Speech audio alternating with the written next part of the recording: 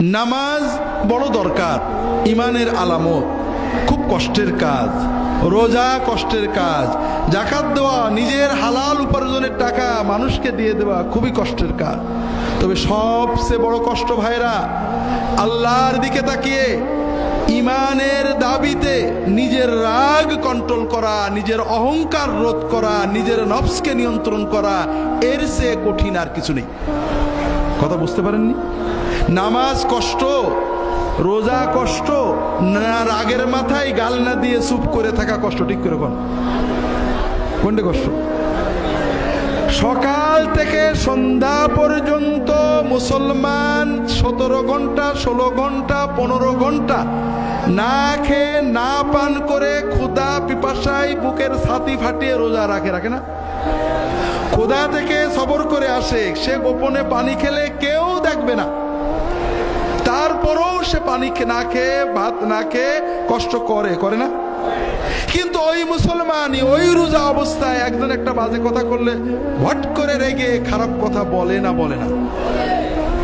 তাহলে 17 ঘন্টা না খেয়ে থাকা কঠিন, না রাগের মাথায় নিজেকে নিয়ন্ত্রণ করা কঠিন? হ্যাঁ, আপনারা বলবেন রাগ তো একটা মানে ন্যাচারাল, এ তো হুজুর কন্ট্রোল করা যায় না। এটাও একটা মিথ্যা কথা। আপনি প্রচন্ড রেগেছেন, একজন রিক্সাওয়ালা আপনার পায়ের উপর চাকা তুলে দিয়েছে, বা আপনার জামা ছিঁড়ে দিয়েছে, একজন গরিব মানুষ বাজে কথা বলেছে, একটা ফকির আপনার ধাক্কা দিয়েছে, আপনি যাচ্ছিলেন মসজিদ থেকে বেরিয়ে একটা ফকির জামা ধরে টান দিয়েছে, আপনি রেগে চোখ লাল করে তাকিয়েছেন, ঘুষি দেবেন বা রাগ করবেন। এমন সময় দেখেন আপনার পাশেই এমপি সাহেব দাঁড়িয়েছে, আপনাকে ডাক দিয়েছে, আপনার রাগ কি থাকবে? তাহলে এমপিকে দেখার কারণে আপনার রাগটা চলে গেল, ঠিক না?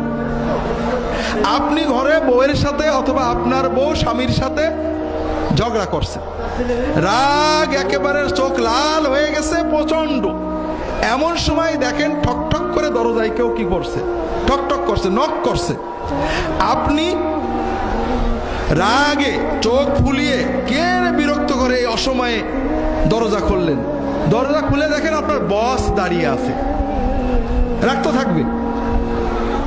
রাগ থাকবে তো? থাকবে না। আপনি ঝগড়া করছেন আপনার বউয়ের সাথে, স্বামীর সাথে, অথবা বন্ধুর সাথে, অথবা আপনার কোনো অধীনস্থ একেবারে রেগে চোখ লাল হয়ে গেছে, যা তা গাল দিচ্ছেন, মোবাইল বেজে উঠলো, মোবাইল মনে হলো ফেলে দেবো, তাকাই দেখি প্রধানমন্ত্রী দপ্তর থেকে ফোন করেছে। রাগ থাকবে? থাকবে না? থাকবে না? থাকবে না। তাহলে আমরা যে বলি রাগ দমন করা যায় না, এটা মিছে কথা। রাগ খুব দমন করা যায়। কথা হলো আপনি কাকে দেখে দমন করবেন, এমপিকে দেখে, বসকে দেখে, প্রধানমন্ত্রীর দপ্তরের মোবাইল দেখে, নাকি আল্লাহকে দেখে রাগ বন্ধ করবেন? এইটা হলো ঈমান।